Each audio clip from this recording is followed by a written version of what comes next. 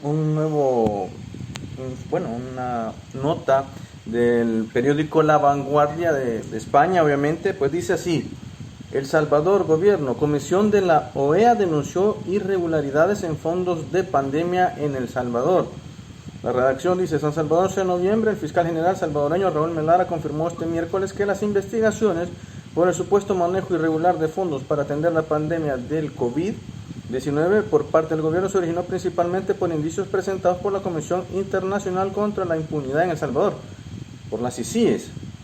La Fiscalía General de la República allanó desde el lunes el Ministerio de Salud y unas 12 dependencias del gobierno y proveedores del mismo como parte de estas investigaciones. Dice, entre comillas, la CICIG llevó a la Fiscalía General los primeros indicios de irregularidades bajo los cuales nosotros iniciamos investigaciones y procesos más a fondo, indicó el fiscal en una entrevista televisiva. La nota continúa, vamos a esperar a que cargue. Bueno, lo que hablamos en la segunda pregunta que iniciamos, pero dice que añadió que los agentes de la unidad de mantenimiento del orden del humo obviamente tomaron el control del perímetro de las oficinas del referido ministerio, ubicadas en el centro de San Salvador, y finalmente no bloquearon el allanamiento. El jefe del Ministerio Público defendió la legalidad de los allanamientos y desmintió que no se haya presentado una orden judicial que los autorice. Señales preocupantes, dice, para Melara, este supuesto intento de bloqueo de la policía fue una acción irregular del cuerpo de seguridad, y señaló que son señales preocupantes porque este tipo de hechos son los que hacen que la policía pierda más la credibilidad, lo que mencionabas tú al principio. Bueno, la nota continúa, obviamente no la voy a leer toda, pero casi al final dice, el fiscal solo verifica el procedimiento y bueno, pueden buscar La Vanguardia, ahí está la nota periodística. Así es que, continuando con esta línea, obviamente, pues estamos viendo que a nivel internacional está llamando mucho la atención esta situación en el caso de las irregularidades. Y ahora agreguemos en la cuestión de las elecciones en Estados Unidos, obviamente, la relación que se supone se tenía a través del gobierno de Estados Unidos ha existido por muchos años, obviamente, ¿no? Pero algunos gobiernos pues han estado más a la línea de algunos, por ejemplo, a los republicanos, por ejemplo, a los demócratas, dependiendo de la línea que tenga el gobierno en turno. ¿Qué puedes mencionar tú, Rodrigo, viendo toda esta línea? ¿Cómo afectaría toda esta situación a nivel internacional la vista de El Salvador? He mencionado en otros espacios que el gobierno de Bukele pierde a su principal soporte político internacional. La derrota de Donald Trump es también una derrota a la antipolítica, a la politicaría, a la política de odio, a la política de confrontación, al caos institucional. Eso es lo que refleja la derrota de Donald Trump en Estados Unidos. Pero también refleja una derrota política para el gobierno de El Salvador y principalmente para el presidente Bukele, quien ha sido pública una relación estrecha que ha tenido con el embajador Johnson, quien ha defendido a capa y espada todos los señalamientos de falta de transparencia, de corrupción que se han conocido durante 4 o 5 meses atrás. El embajador los ha tapado y el embajador le ha dado una palmadita en la espalda a Bukele. ¿Qué es lo que pasa? Que ahora pierden los republicanos, pierde el gobierno de Trump y se da un giro. Y ese giro lo que hace es que haya mucho más presión en instituciones como la Fiscalía, porque es evidente, a los amigos, a las amigas que tienen la oportunidad de ver esta plática que tenemos contigo, sabrán que en el gobierno, utilizando la pandemia, como no hubieron mecanismos de seguir la ley LACAP, por ejemplo, se hicieron compras directas, donde los mismos funcionarios públicos se compraban entre sí. Se compraban mascarillas, se compraban equipos de seguridad para protección de la pandemia, se compraban equipos médicos, se perdieron ventiladores, empresas de zapateros que tenían el rubro de zapaterías, ya cambiaban de rubro y ya eran especialistas en comprar insumos médicos. Uno de los funcionarios, quien era candidato a la alcaldía de Santa Tecla, Coqui Aguilar, le vendió importantes miles de dólares al gobierno. El mismo ministro de Salud Pública le vendió a un familiar. Y en fin, bueno, el Ministerio de Agricultura no sabe qué hizo con 30 millones de dólares con la Solidaridad Mexicana. Hay alrededor de 100,000 entregas de $300 que no se tiene respaldo. Se ha visto un boicot por parte del gobierno de Bukele en la transparencia. El Instituto de Acceso a la Información le han cortado las alas, le han quitado los dientes.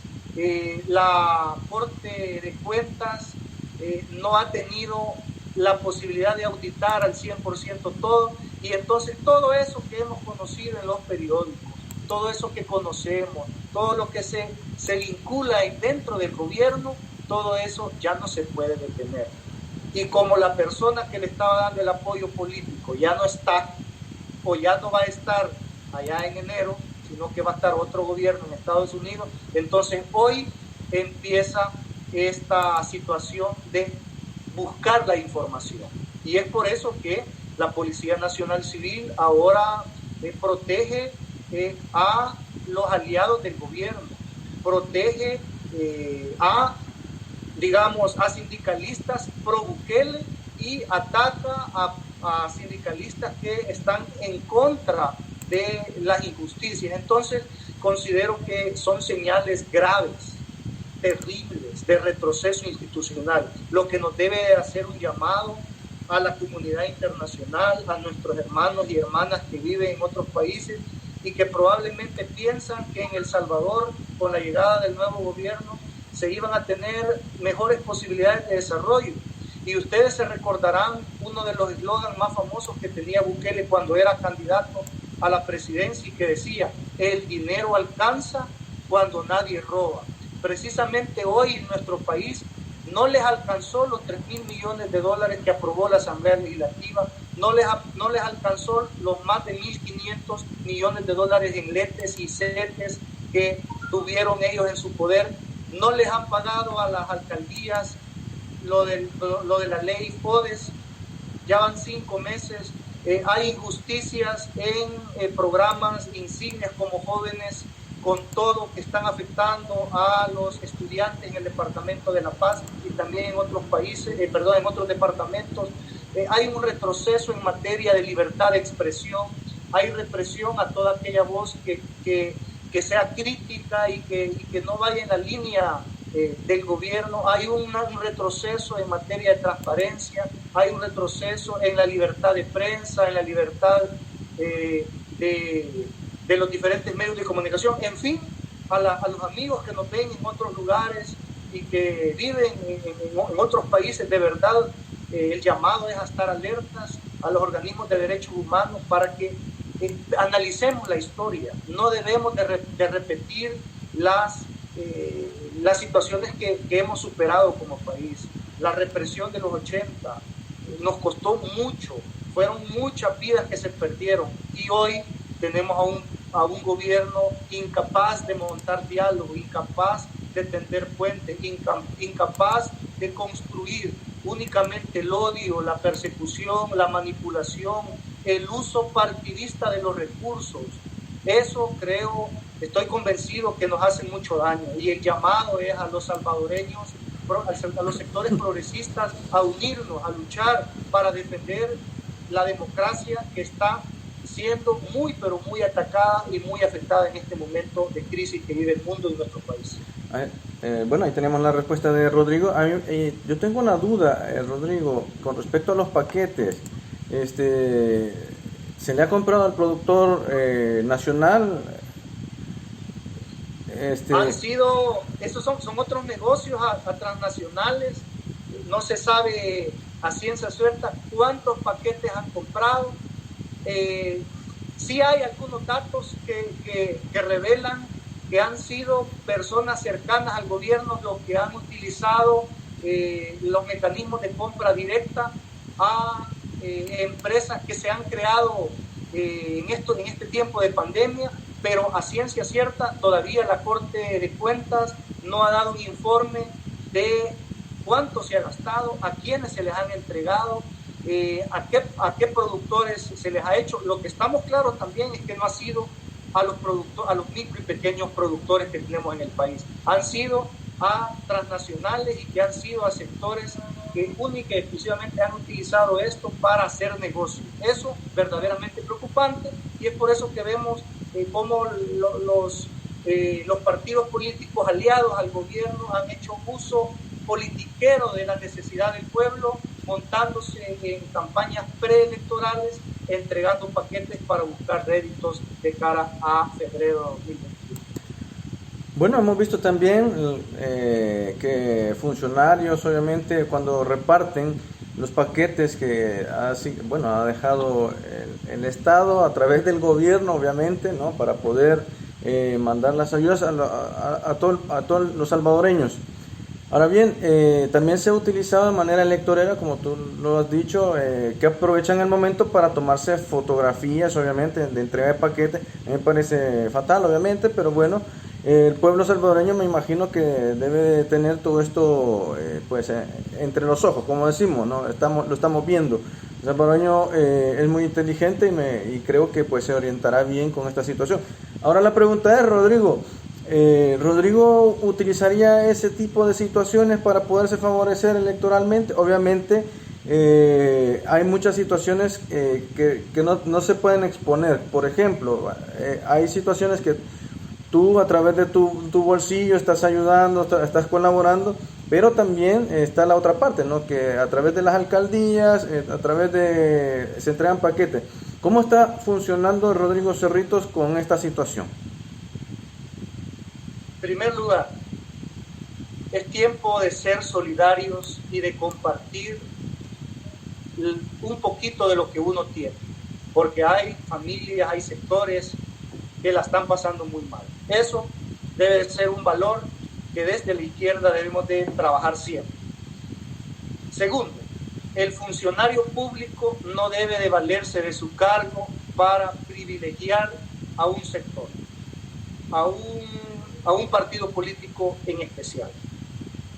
¿Qué es lo que está pasando con el gobierno central? El gobierno central está manipulando y la población, como usted lo decía, es sabia.